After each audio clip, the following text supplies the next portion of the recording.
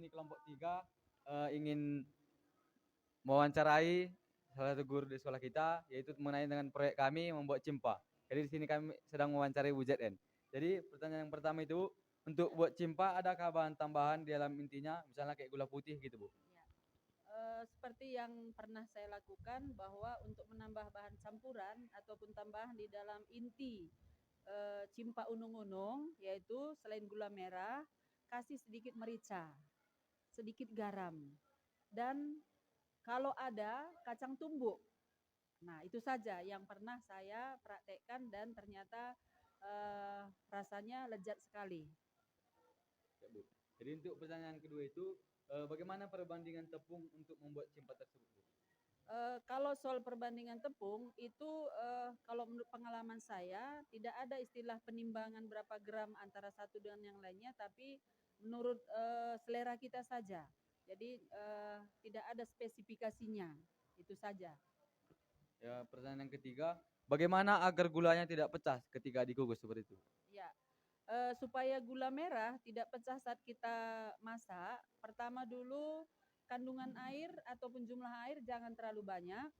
Kedua, dia terus diaduk ketika kita membuat gula yang nantinya dijadikan menjadi inti ataupun unung-unung istilah dalam bahasa Karonya. Jadi tunggu dulu sampai dia betul-betul matang atau bahkan buihnya itu meluap-luap ke atas. Kalau kira-kira sudah cukup, baru matikan api kompornya. Begitu caranya. Pertanyaan terakhir itu, bagaimana tepungnya yang dalam cimpa itu agar tidak keras Bu? Ya, salah satu teknik untuk membuat cimpa agar tidak keras yaitu pada saat mengadon. Jadi saat mengadon itu kita campurlah tepung dengan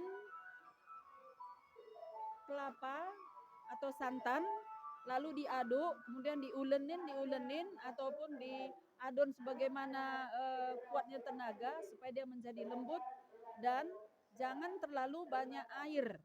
Dan selain itu, pada saat ingin membungkus ke dalam daun nanti, apakah itu daun pisang ataupun daun singkut, usahakan dikasih minyak ataupun minyak makan atau minyak goreng ataupun bisa juga mentega diolesin di daunnya supaya itu nanti membuat kue tidak menjadi keras bahkan sangat lembut sekali.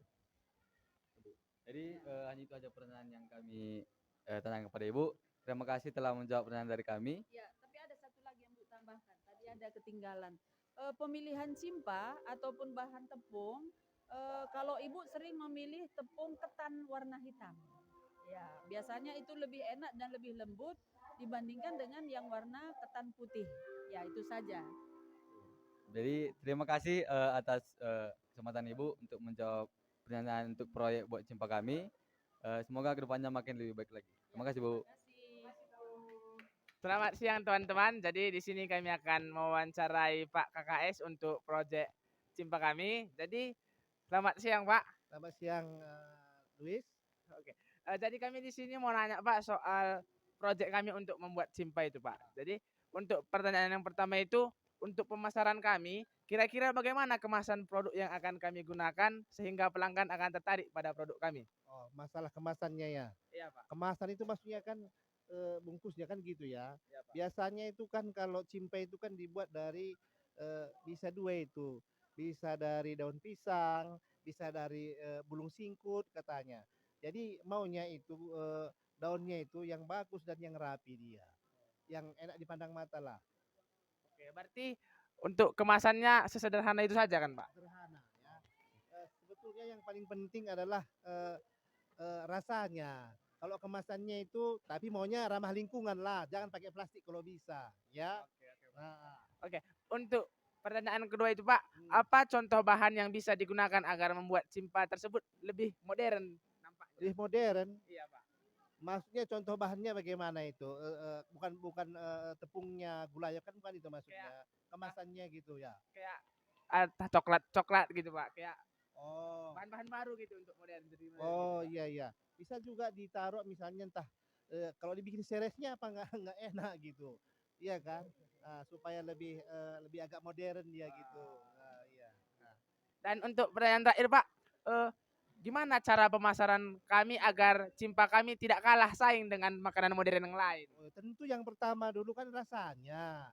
Rasanya harus enak kan gitu, harus yang higienis. Artinya bersihlah dia. Baru dipasarkan sama misalnya sama guru-guru dulu. Kalau guru-guru misalnya menyenangi dan rasanya enak, tentu guru-guru pun nanti cerita sama kawan-kawannya gitu. Sehingga nanti lakulah cimpa kalian itu kan gitu dia. Eh, Oke, terima kasih untuk Pak KKS. Kita beri tepuk tangan, teman-teman. Wuih. Oke, teman-teman. Jadi, sekianlah wawancara kami dengan Pak KKS. Tunggu wawancara kedua. Tunggu wawancara kedua. Oke.